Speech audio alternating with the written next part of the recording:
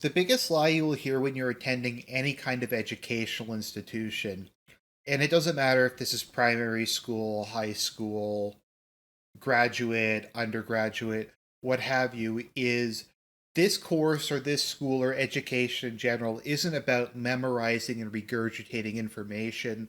This course isn't about memorizing specific dates or specific numbers or being able to quote certain authors. It's about giving you the tools to understand and think for yourself. Or some variation of that. There's a billion different variations. But it's a lie. And I think it's very immoral to say that to people when they're spending a large amount of money for a course. Because either professors or instructors or teachers know that this isn't true and they're just lying to you, or they're really, really stupid and they actually believe it. And truly speaking, neither one is really a good outcome. But in my experience, with maybe one or two exceptions, in my entire time, and I'm in grad school now, I've never been rewarded for being creative, for using material outside of the course, or to talk about personal relevant experiences.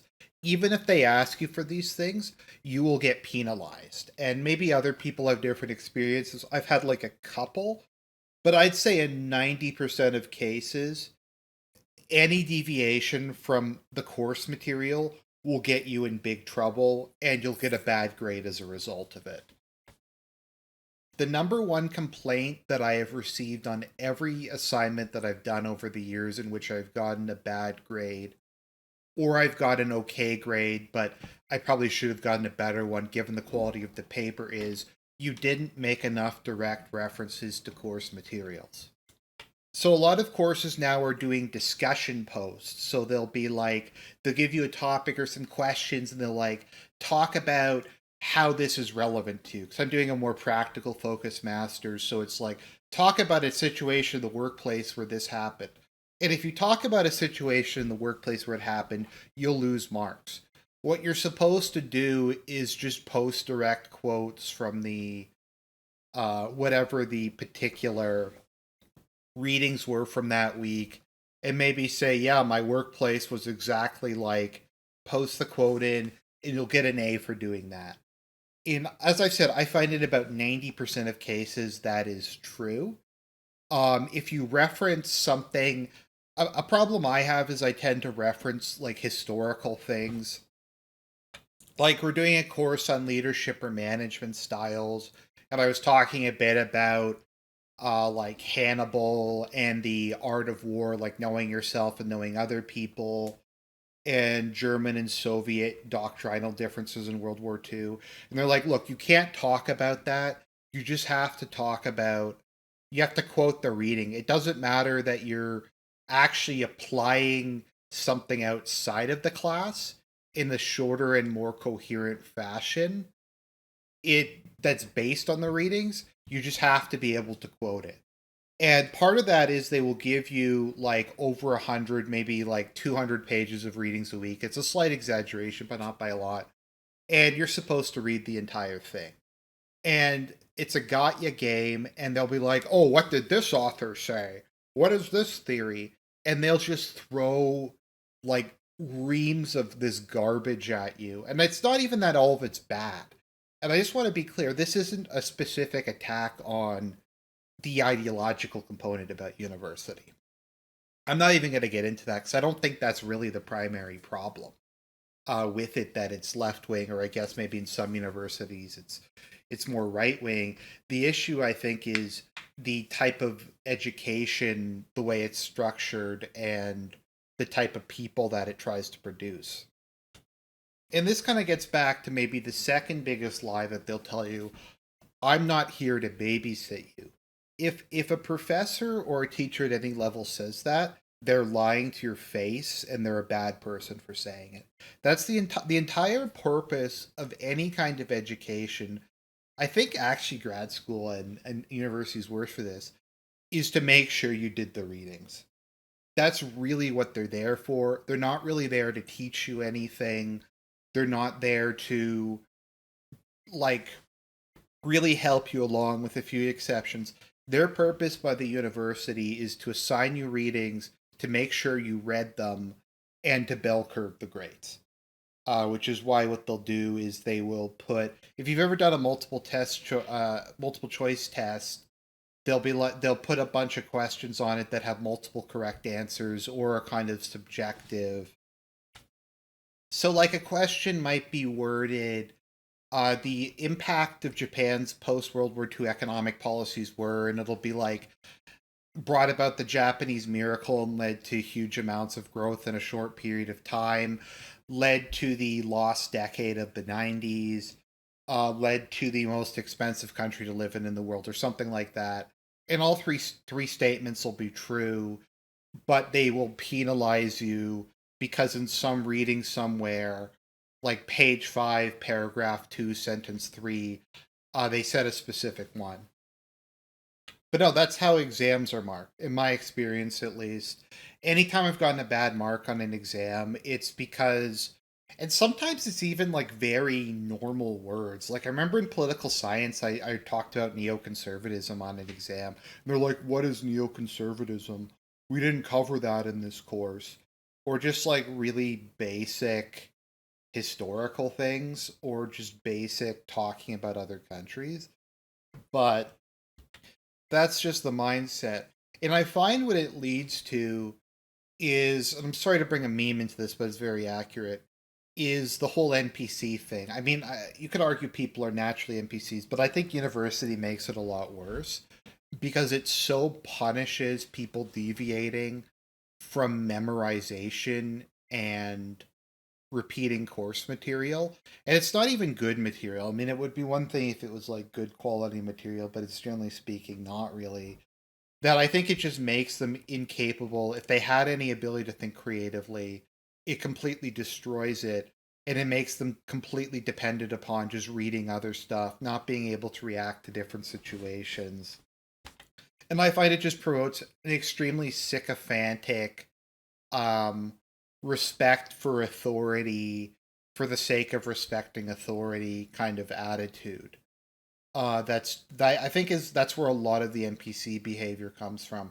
I think also a lot of it is there is a deep hatred of context within university.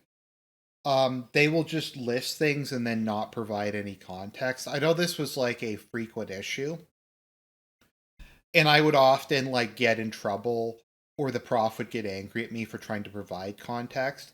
Like they were talking in our North American integration class about harsh border policy, and then I put my hand, I'm like, well, we have to keep this in mind. You also have the drug cartels, and that's partially why that wound up happening.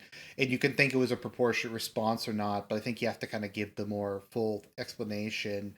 In a lot of cases, the prof won't even know about that because they're just reading off of the readings themselves. Like I said, they're a glorified babysitter who doesn't want to be there, and doesn't care about the outcomes of their students. And then they get angry at me and they're like, "How is that relevant?" And I know we were doing a case study in just my exams the other day. We were talking about the Emirates, and we're like, "Oh, could this thing they did there at a governmental level apply to Canada?" And the thing didn't include like basic information like how big the UAE is, what the population of it is, what its governmental system was, any of that stuff. And so people were just like, yeah, this is a cool management style. We could totally do this in Canada. And I'm like, maybe in like how maybe in Nova Scotia, but like you have to compare apples to apples and not apples to oranges. And people just kind of had a breakdown because they couldn't understand that things depend on in different contexts. And you also have stuff like teamwork and all these buzzwords. It's not situational, it's not contextual. It's you just need to have teamwork for the teamwork at the sake of your company, even if it actively harms people. Not because teamwork's a bad thing, but because you don't need a team to do certain things, and bringing a team in just adds an unnecessary administrative burden. But you aren't allowed to talk about that because that goes against what's explicitly on the reading, and they want you to think creatively, and you think creatively by directly quoting whatever the author says. And it's worse in undergrad because I remember a lot of papers I did in undergrad I got bad marks on for putting forward or I lost marks for putting forward a original thesis. So the thesis would be on something I was interested in or something I came up with, and they'd say this thesis isn't referenced. You can't, and I argued with some profs and TAs over this. They're like, until you get a PhD, you can't write original content. So you can't like make this thesis and argue it or whatever. You just have to like directly do it. Another thing, and this is just kind of along the whole babysitter regurgitation lines, is I'm sure a lot of you when you were in high school got taught the stupid 5 paragraph essay thing, where the only way you can write an essay is an introduction, 3 body paragraphs, and a conclusion, or 3 body points to the conclusion. And that's just not how like writing works. It's not how life works. That's not how like professional or even academic writing is done. But they teach you that because I think they think it's easy to mark. And because it's easy to mark and you can just do it as like a checklist or something like that. That's one thing I do like a lot about grad school is they don't care nearly as much about the particular format in which you do things. So is they care more about a logical flow than they care about doing a specific format. So, like in a lot of cases, it'll be like introduction, background, analysis of background, then conclusion or something like that. Or if there's a number of smaller subtopics you're covering, you can just use headings, and as long as there's a logical flow to the paper and it's easy to read, they don't really care. And once again, I don't know if universities were always like that. I don't know if this is a product of everybody needs to go to university. I don't know if it's just that profs are lazy or don't want to be there. But I feel that's kind of the reality of the modern university system, why I don't think it's a good form of education and why I think it is failing people who go there. And it is, to a large extent, a waste of time.